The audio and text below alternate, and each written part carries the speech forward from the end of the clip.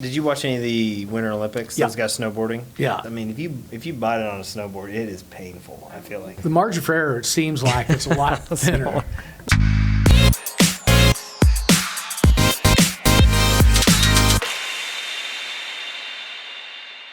Hey, I'm David Liggett with datacenterHawk, and I'm here with Curt Holcomb. Curt is Executive Vice President with Jones Lang LaSalle's Data Center Solutions Group. And so, Curt, thank you so much for being here. Sure. I'm really excited to talk about the industry, just a lot of different components, different markets, why things are growing the way they are. Curt is and his team are at the front end of a lot of companies' decisions that are considering what to do with their IT infrastructure requirements. So this is really great. Thanks for joining us. Absolutely.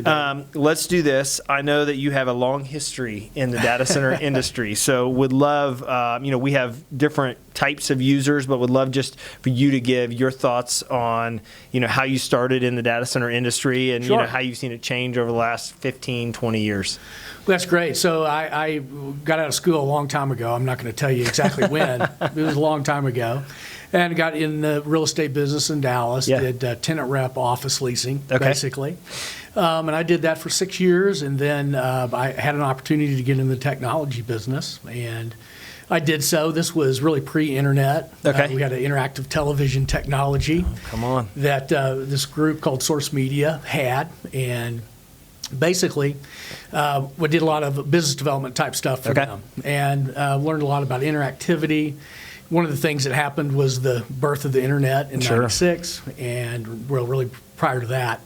And I started to get really interested in that, and we started to work a little bit with trying to integrate what we were doing into this crazy new internet business, which was growing by leaps and bounds. So I learned a lot about the internet and during that time. And really, what ended up happening is I missed the data center business, or the real estate business. And so I tried to figure out a way that I could pair the two together. This new internet interactivity type industry along with what I knew in the real estate industry, and see if I could couple that together. And I started to work with some companies that needed data center space in the late 90s. Okay. And that really led me to a belief that this is really going to be a very interesting niche in the real estate business. Sure. This data center industry. So I started to look around and talk to a lot of my friends at Trammell Crow and at CB and at the Staubach Company. And I decided to make the move back into the real estate business and work what we used to call technical real estate. Okay, sure. Okay, it's evolved over time. Yeah, was called the technical real estate industry early on. And so I ended up going to work with Trammell Crow Company in 2000. So I got back into the real estate business with a specific focus on data centers. Okay. And a lot of people say this is really a specific niche, and it is. It's a very narrow niche. But I always say I was either smart enough or dumb enough, right, to focus on it. But so this was 2000, correct? So describe the environment, just the overall. I mean, obviously the .com boom was booming, right? Not busting yet. But yet. Describe kind of what that environment was like and what you were doing to help serve the technical real estate market. Sure. So in 2000, they were really riding the wave of a couple of things. One was the 1996 Telecommunications Act. So you had a lot of telecommunications companies that were, laying the infrastructure for these great fiber networks that we know today. So we were doing a lot of telecom switch sites. Okay, sure. For the likes of Cable and Wireless and WorldCom and some of these companies that are, of course, no longer gone through bankruptcy a few years later. But it was really that. And then we also had a lot of the big enterprise users, the Fortune 500 to Fortune 1000 companies that suddenly had a need to house all of this data that they were using in their corporate everyday life. And did they want to own? I mean, were they looking to go and buy a building, move their servers and infrastructure into that building, or did they want to lease? What was their appetite for their environment? Sure. So then it was we're looking for buildings that we could redevelop into data centers. Okay, sure. That was one. The other was we're looking for land for these big, especially financial institutions, to build these large data centers. So that really, in the early days, was what was going on. And then, of Of course, in 2002, when the telecom and technology bubble burst, everything stopped. Things changed. Things changed. Yeah. So I basically didn't do very much for about a year and a half. It was a pretty dry abrupt, couple of years, but. What came out of that was that there are a lot of companies that either survived or maybe a portion of a company that survived the meltdown. Yep. And we found ourselves in the business of trying to sell those data centers that were built in 2000, 2001, and 2002. Yeah. And there was just a ton of space on the market. Yeah. We were working on, for one, a big telecom company, a portfolio of well over 1 million feet in 8 different markets. And so we did that, or we had that listing on that. And basically, we rode that for a couple of years, and we knew, because they'd spent so much money, at least in dollars in that day, so much money on these facilities, that we knew that at some point people would start to see, I can buy this for 10 cents on the dollar. Yeah, you bet. So we knew that at some point the window would open. The corporations would have their CapEx purses loosened up a little bit, and they'd go out and acquire these. Yep. We figured it would be about a 2-year process. Once that started, for all this to really to be sold. And what happened? It took about 9 months. It was amazing. Yeah. So in 2005 and 2006, we liquidated that entire portfolio along with a whole bunch of other data center properties. Yeah. And a lot of those properties went to this new group within the data center industry, which was co-location companies. Yeah, sure. Well, and I think you point out something that's really interesting as it relates to almost kind of the history of the industry, and that is that, like, this is still a very young space, a very young industry, and it's amazing how dependent the world is on such a young commercial real estate asset class. Yes. And I mean, if you say, I guess, the first publicly traded, I think, data center company was 2004. I think Digital, went public in 2004. Right. They traditionally had found, data centers that they could buy from a good deal basis, and then they started gaining momentum, figuring out what they could build more efficiently. And then you started to see, more competition into the market. And so, it's interesting that you were kind of right in the middle of that. So, so you kind of go through that process, and then talk about, like, how you've seen the business change over the, I guess 08, 09. What did that do? What did that do to the industry when we went through the Great Recession? How did that impact the data center world? So when we went into that recession, there were still a lot of enterprises that were looking to build their own. Okay. Right. We were going out and we were finding land sites for them. Okay. Maybe they were building facilities on campuses that they already owned. Got it. So there was an appetite that they wanted to own and operate it themselves. That's correct. Yep.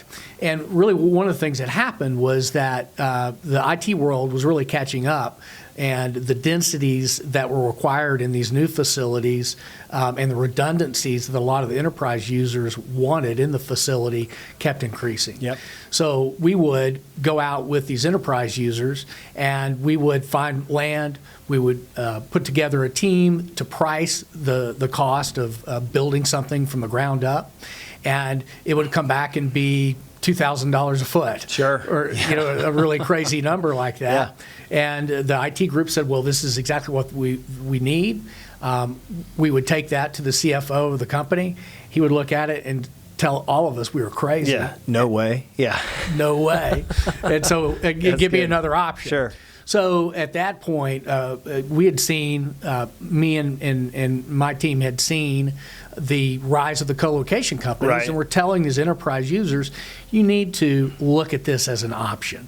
And they all said, well, no, we have to own, we have to control. Yeah. And it'll never be any different. Yeah. Well, once you get slapped by your CFO a couple of times and they tell you that we need new or different options, then they would come back to us and say, hey, that co-location option you mentioned, maybe we should look at that. So what we saw really was the domination of the business from the enterprise on-premises owned facility to some of those groups looking to outsource to third-party third-party co-location companies. And so we started to see a slow migration to everybody considering that.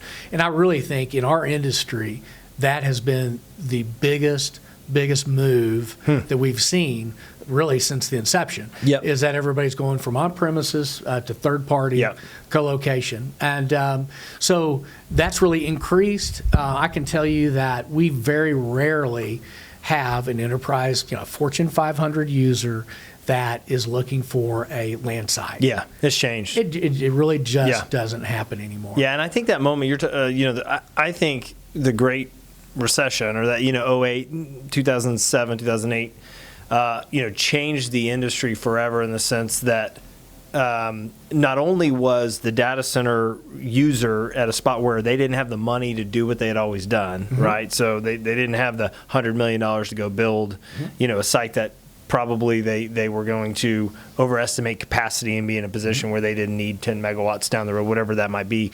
But it also gave the maturity, the data center industry matured enough to, when companies did have the money again, they recognized, hey, you know what, we could go do that, but there's a better solution for us now, not just in flexibility with contracts and services and things like that, but these are companies we want to partner with, not just today, but in the future. And the industry had matured enough to really meet the demand in a more mature way. That's right. So really coming out of 08, 09, in those early years, right after the big recession, there was still a lot of skepticism. And a lot of companies had to go into colo because that was being dictated to them by the C-suite. Right?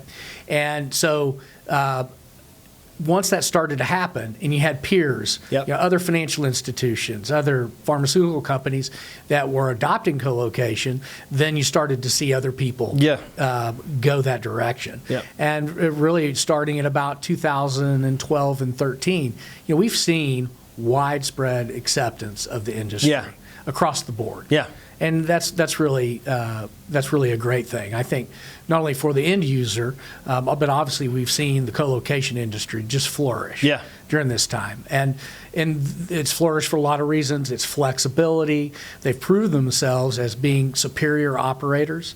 They can operate these facilities and provide the uptime that all the users are looking for, and they can do it a lot cheaper. Yeah, and I think the services they're providing are getting better and better. They're listening to their credit, they're listening to users and adapting what the options are to meet their needs. So, we have investors that listen to our podcast discussions here and so you're Curt, for those of you who don't know, Curt is with companies. He sits at the table with them as they're making their decisions. What do you say to the data center industry investor or company that says, hey, we saw the big .com boom and bust back in the early 2000s. It seems like there's a lot of money being poured into the data center industry right now. We hear about data center campuses opening up in this market or in this market or in this market. Surely this thing is going to tank again. What do you say to that? Well, I think it's a little bit different today. In that, one of the reasons for that is the co-location providers themselves have figured out how to develop this type of real estate asset. Oh, okay, cool. So, for instance, you see somebody announce a 50-acre campus here we go. Good. with the ability to develop 1 million square feet of data center space. And that sounds like, wow. Are they doing that day one? Well, that's exactly the direction we're going because what happens is the smart provider is going in and building a building of 200, maybe 1,000 square feet. And not only that, they're building out data center space in increments. So the industry's really gone towards more of a modular approach where the providers themselves are not building out 200,000 square feet of data center space.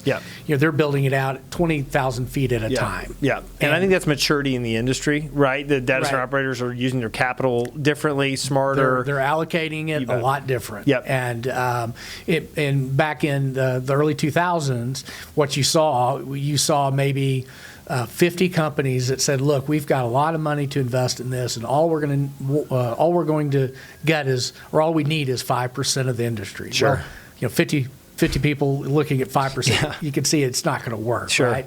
They would go out and build the entire facility, or 2/3 of it. And I think lessons learned from back then. And it's really real estate 101, I think, in that you have to deploy your capital really efficiently. And these providers are sophisticated, and they've figured it out. And not only have they figured out how to allocate the capital, but just the pure cost of construction. We've seen that compress on a per megawatt basis continually. And so what it costs to build out a megawatt today is vastly different from what it was 3 years ago, 5 years ago, and certainly 10 years ago. And I think I always talk about the relationship between technology getting better. So we can, obviously as technology gets better, as chips get better, as server efficiency gets better, you can put more into less. But you also have to take into account the continual dependence of IT infrastructure by businesses, by consumers, personal B2C type companies. It's like we're using technology in ways today that we never were in 2000, 2001, 2002, and it's almost exponential, the growth, and what we're seeing. That's right. So one of the things that they did get right in 2000 and 2001 is that they forecasted the demand for data services, or the amount of data that was going to be created. It was quite the hockey stick. Sure. And they really got that side of it right. They didn't get the supply side right, but really the data side of it, the demand side of it is really grown probably faster than a lot of the forecasts were back then. And it is a lot of business to consumer type stuff. You think about all the video and everything that we're seeing. You bet. This great video we're creating right now. That's exactly right. We're feeding quite it. A bit. So okay, let's talk about the United States as far as market growth is concerned. We have seen probably 3 years of incredible both supply and demand hitting the market. When we started datacenterHawk back in 2014, and I always tell people all the time, I don't think I anticipated the amount of demand that would take place from large users and even some smaller users that are pushing not just more power to be delivered to the market, but also a more mature service line to be able to serve customers. So, when we think about the market, we think there's 4 really big U.S. data center markets. As you think about Northern Virginia, Chicago, Dallas, Silicon Valley, you have other markets too, like Phoenix and Atlanta, that are growing and up and coming. Yeah. So, but talk about where you're seeing market interest and market growth, and why some data center users find some of those markets attractive. Sure. So, one of the neat things about our practice at JLL here in Dallas with my partners Bo Bond and Allie Greenwood is that we do majority of our business outside of Dallas. Okay. We still do a ton here in Dallas, as you know, but we also really work all over the country. And so one of the advantages to that is that we really see what's going on in all the different markets. And typically what happens with our typical client, which is usually a Fortune 500, Fortune 1000 user, is that they may not just be looking at one market. Okay. So they'll say to us, help us determine what markets we should be considering. And we'll help them with the criteria, but typically is we need to be in the western or the eastern part of the country. Okay. And sometimes not even that. It could be anywhere in the country. And what's got when you do have a user that is somewhat dictating geography where they need to be, what are some of the things that are dictating why that is the case?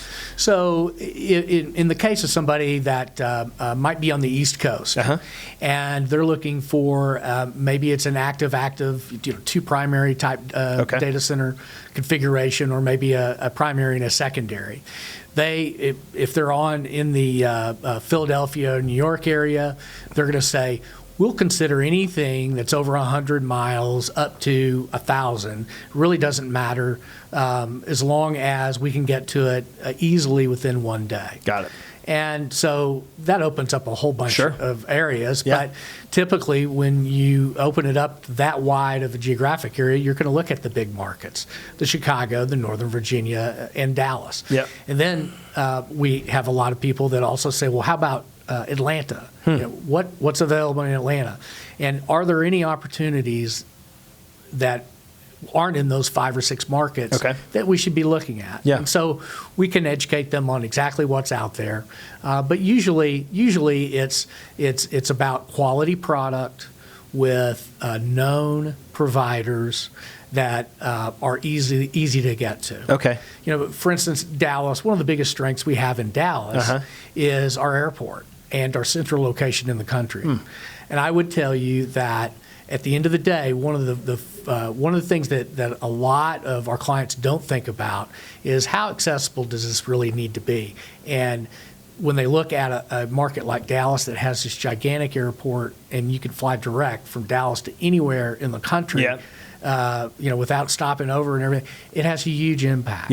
And so I think that's one of the reasons why Dallas gets a lot of the demand that you see. Yeah, I'd say on Dallas too. Some of the reasons that Dallas makes a great market for like almost headquarters, or like it's not data center related, but are a lot of the same reasons it does from a data center perspective as you're thinking about absolutely other geographies. And so while it like an airport, you obviously want to be a certain distance away from a data center, but but the travel logistics between getting people to the site, especially if it's a primary data center, is very important. That's and right. It's something to be considered. So that's a valid point. Right, and you compare it to, say, in Omaha. And Omaha's a great data center market. They've got really cheap power. There are incentives and everything available. But if you're trying to get from Philadelphia to Omaha, you're probably going to have to fly through another market. Sure. And that's really logistics. It's just logistics, and people think about these things. You bet. If something goes wrong, it's your data center. It's a critical operation. And you're going to want to be there, have people that you can deploy very easily. So one of the markets we've seen the most growth in is Northern Virginia. I think people that watch this, that Northern Virginia is larger than any other U.S. data center market. But why is it growing so much?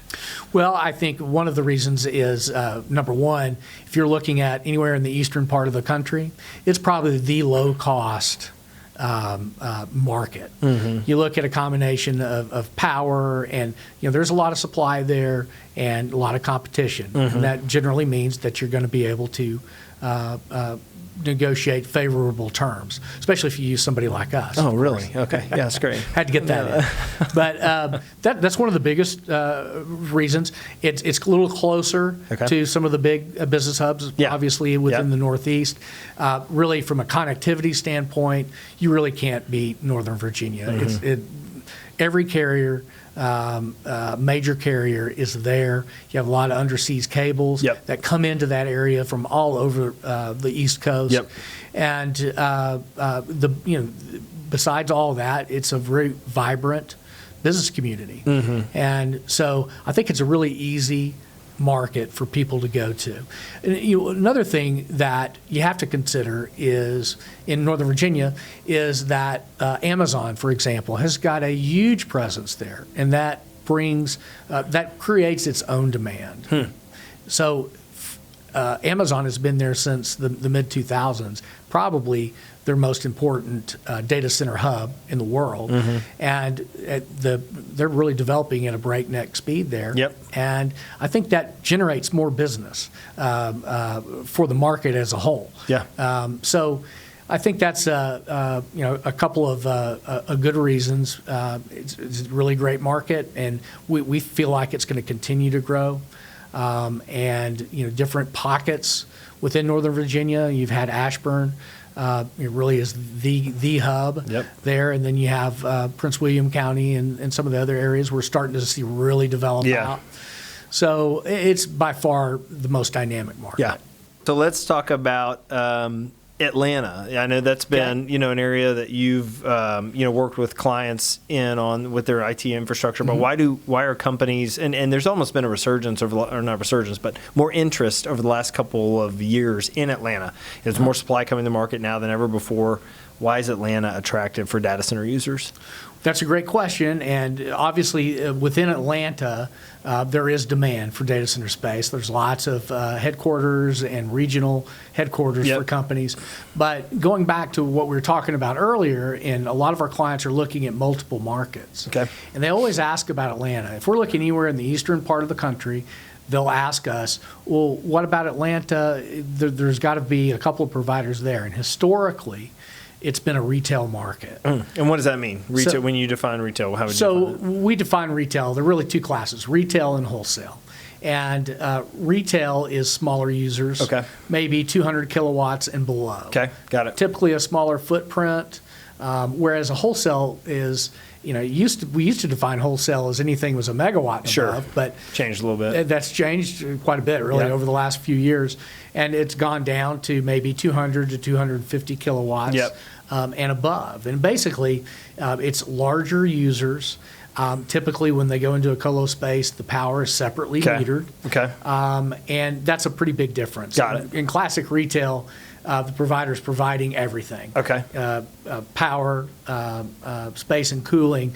It's all wrapped into one. The power's not separately metered. So you're saying Atlanta traditionally has housed companies with smaller requirements historically. That's correct. But there seems to be potentially a change coming with that. There is, and I think it's a great thing for the market because we see demand for wholesale co-location in that market. And prior to maybe 18 months ago, you had two choices. And those were two good choices, T5 and QTS. But beyond that, you really didn't have, for instance, what you have in Dallas, which is multiple wholesale options in this market. And I think the providers see that there's a hole there. And we've been saying this for a long time, that if there are more providers and more choices in Atlanta, that more companies would end up housing their wholesale requirements in that market. And that's what we're seeing now. You've seen several wholesale providers announce that they're going into that market. Switch Communications, Cyrus One, and others have really looked hard at that market and I think have decided that it can certainly withhold or it can certainly house that type of wholesale supply. Yeah. And they can do really well. And I agree with them. Yeah. If you go, so East Coast to West Coast, think about Silicon Valley. And, one of the challenges to growth in Silicon Valley is, control of real estate and being able to deliver, a certain, power capacity on time. So, get there, it is a very large market there. There's, a number of obviously data center operators that know what they're doing and they build exceptionally well. But what do you see for Silicon Valley moving forward? Well, obviously, it's a great market. There are so many technology companies that are housed in the West Coast, particularly in the Bay Area, that that there is a lot of data center demand there. We have a couple of problems with the market, and one of them is environmental. Seismic is a big concern there. And a lot of people look at seismic and they think earthquakes and potentially catastrophic outages, where not only a facility could go down, but an entire region or market. So if you're in California and you have to have your data center in California, then in the Bay Area, specifically Santa Clara, is a great place to house your data center, and people are going to continue to do that.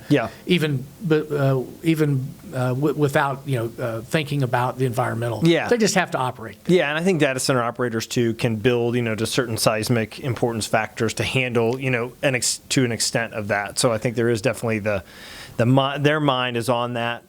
To what level, obviously, is based on what they choose to do. Sure, and they can do that, and that satisfies, I think, that local demand. Yes. But when we're looking at multiple markets, we never look in California. Sure. Right? And it's because that's an easy one to cross off the list. But it's a great market with great providers there. The other thing is just power cost. And the reason why Santa Clara is really in an island within the Bay Area is because of the local municipality-controlled utility. And rates there are a lot less than what you'll see on pretty much the rest of the state of California. So that's certainly a big factor going forward as well. Really, the third thing, this is what we've seen lately, is Santa Clara is running out of real estate, and certainly there are tracts of land that potentially could be purchased. But that doesn't mean that the municipality itself is really interested in doing a whole lot more data center development. So we're seeing the ability to come up with a sizable tract of land in Santa Clara to be increasingly difficult. Yeah. Okay. So Chicago is a market that in the last 2 years has grown significantly. There's really it's almost a tale of two markets with the downtown growth and the suburbs growth, and I think you see some of that to an extent in Dallas as well. But what do you think about Chicago moving forward and how that market will grow? I think it's a great market. Number one. they have expanded really in two different markets, as you say, and we're seeing people with an interest in acquiring buildings to redevelop downtown. Still, we're seeing in the suburbs, western suburbs particularly, we're still seeing people interested out there, and there's demand for it. And there's demand for both. Yeah. And frankly, I like the idea of having kind of a bifurcated market, downtown and then one in the western suburbs, in that a lot of companies want to have two data centers. And why not do it in two markets if you can separate the two? Not on the same utility. Yep. And there's plenty of distance between the two. Yep. Just it makes a lot of sense. Yeah. So I earlier today was looking through a list of companies that own and operate their own data center. So I think we talk a lot about cloud solutions and how they're changing the market, and that'll continue to. We talk a lot about hyperscale development and how that's really contributed to a lot of the market growth that's taken place in areas like Northern Virginia and Chicago and Silicon Valley, some in Dallas. But there are still companies that own and operate their own data centers. Sure. And some of these are large facilities. They've invested millions of dollars in the infrastructure, both to support the facility as well as the technology on the raised floor or data center space. Mm-hmm. So one thing we have seen is companies that are looking to potentially get out of the data center ownership and operation business and look to do something different with that real estate. Mm-hmm. And so a lot of these companies have been executing sale-leasebacks. Right. So talk about why that's a trend that is moving. You've seen move forward, and talk about some of the complexities with that. I mean, it's not the easiest thing to do. It's it's not. There's a lot of challenges with it, but talk about. I mean, you've been involved in some of those transactions, so talk Sure. about what you've seen from those. Well, so I would tell you that there is a long list of particularly Fortune 500 companies that have developed their own data center, and in the past, and what a lot of them have found is that they overbuilt. Mm-hmm. So I can cite example after example of a large company that spent $200 million on a data center, and they delivered, call it 8 to 10 megawatts of critical power, and they only need 2 or 2.5. Yep. So one of the things they have to do is recognize the fact that they way overbuilt. Yep. And once they do that, and they realize that they can only use a fraction of that, then they can take action. Yeah, that's good. But that's probably the hardest thing, is accepting the fact that that's right. We basically made a mistake. And there's a lot of companies, that's not to point out company error or anything like that, but it's the reality of, like, it's hard to predict your IT infrastructure needs. There's a lot of changes that take place, and so can change, what an organization might need. But your first point to go is, like, you have to accept the facts, and the facts are, we built X and we need Y, and so how do we adjust and how do we move forward? That's right. And one of the biggest factors we see is, especially if it's been built within the last 5 years, is a lot of these companies have these facilities they spend hundreds of millions of dollars on their books for a large amount. So, and we've gone through this exercise with several different companies, but when you look at how you can get out of that, one of the ways you can do that is by a sale-leaseback. And just the basic infrastructure or structure of that is, you'll have a co-location operator or data center operator come in, buy the asset. The original user shrinks down to that 2 to 3 megawatts. So what they need. Okay, got it. So they right-size themselves. They right-size themselves, and they basically become a colo customer, tenant of the new operator, which buys the facility. And so what that leaves is upside for that co-location provider, to where they can lease it out to other customers. Now, the tricky part is, how do you value that? Mm-hmm. And if the old corporate user is going to pay anywhere near a market co-location rate, then you have that as your rental income, and then you have upside of what can be leased out later. But obviously, you can't value all that day one, that excess space. You got to say, okay, over a 3 or 4 year period of time, I'm going to be able to lease X amount at X rate. And then and only then can you put a value on that facility. And even then, after we go through that valuation process, the total, when you put a cap rate, a market cap rate on that type of income stream, that cash flow, you're looking at a facility that, say it's, it could be purchased for $60 million. It still might be on the books for $100 million for that corporate user.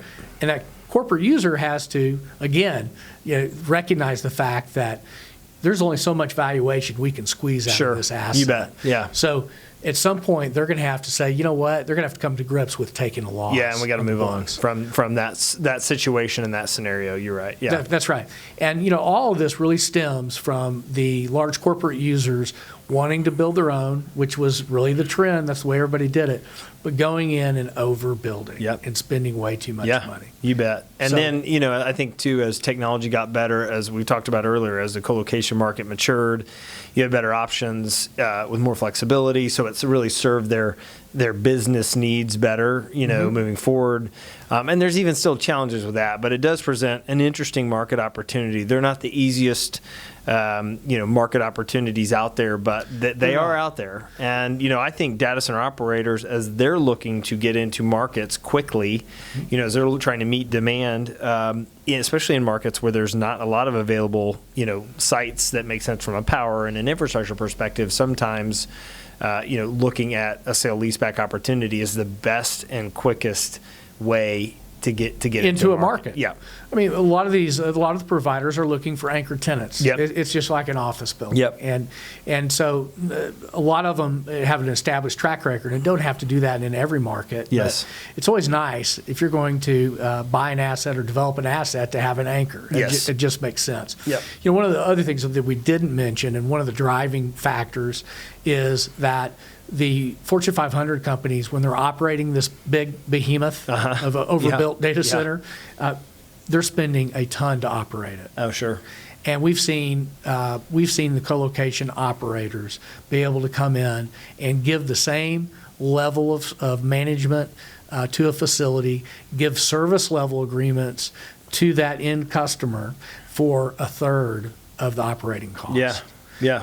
And it's a huge savings to a lot of the end users. So it's not just taking a loss on the books. There are lots of different cash flow considerations you have to make. Yep. And one of the biggest is savings on operations. What about international demand? And so as I mentioned, you and your team works with companies from a international perspective or from a North American perspective, but they have international needs. Sure. So how do you serve those needs, and where are you seeing the demand take you? Sure. So the great thing about JLL is we're a large company, and we have thousands of people in both Asia and in the European markets that service JLL clients. Yep. Within our data center solutions group, we have a group that is headquartered or primarily in London, the London area, and they service most of our European clients. Okay. Or European countries. As well as in Asia, we have different data center solutions assets in the major markets. So, for instance, we have, it's typically a Fortune 500 type client that wants to go to Europe. Well, that's great. We have that expertise. And we basically work with our London office, and we can take them anywhere over there. I will say the largest concentration of data centers, though, within Europe is within the UK. I think with Brexit and all these other things going on, there's a lot of uncertainty about how things are going to shape up over there. Yep. But that's something that we do work on. I would tell you, though, the action is in the U.S. Yeah. I mean, we have companies and clients that have facilities over there, but they're typically a lot smaller. And if they can figure out a way to have a lot of that data operation or all of it in the U.S., they're going to do it. Yeah. In Asia, we see activity really in 4 markets, and that's Tokyo, Hong Kong, Singapore, and then Australia. And Australia is split between Sydney and Melbourne. But again, we have assets in each of those countries. China's always been a big question mark. Sure. With data security and things like that, it seems like a lot of our clients have operations in Hong Kong, because Hong Kong is a little bit different. Yep.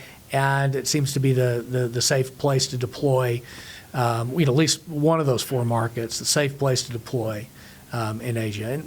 And again, we do have a lot of customers that ask us to help them over there, and we're happy to do it. Yeah. Do you, you're an interesting case study because you have a long tenure in the space. You've seen it change and ebb and flow, and I mean that as a compliment. Well, thank you. But how do you moving forward? What gets you most excited? I mean, why you've dedicated 20 years to learning this business. It's amazing. Understanding I've been doing this for almost 20 years. Yeah. It's crazy. Seeing the changes, but what gets you excited to do that for years moving forward? Because of one of the first things you said earlier. You said we're in the early beginnings of this industry, and it feels that way. I've been telling people that we're in the second or third inning of this industry for at least 15 years. Yeah, it doesn't change. Yeah. I mean, there is so much going on. Yep. You see the amount of data that's being generated going through the roof. You think of autonomous driving and all these other applications that could really just explode our industry even faster than it's going now. And so there's that. And the fact that every 5 years we have a big sea change. Yeah.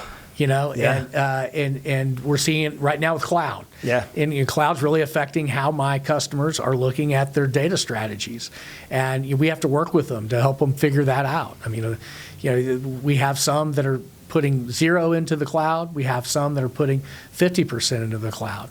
And, we have to work with them to go through that strategy and figure out, what do we have to have in our facility? It used to be, what do we have to have in our data center on premises that we own? And now it's, what do we have to have in our outsourced third-party co-location facility? And what can we put in the public cloud? And we see that as something, I mean, that to me is exciting too. But I think overall, just the fact that I've been saying it's in the second or third inning for 15 years, and I mean it. Yeah, it feels that way. It does. Well, Curt, thank you so much for coming in and chatting. This has been awesome, and love y'all's perspective. Again, I feel like y'all are tip of the spear with companies that are looking for IT infrastructure. So Curt's group is a great group to sit down with to understand what makes sense from a geography perspective, a solution perspective. And I think if people want to find out more, they can go to y'all's website, which is they can do that, which is just JLL.com. www.jll.com/data centers. Awesome, and you can check out more about their team and what they do. So thanks for watching. We look forward to catching you on the next one.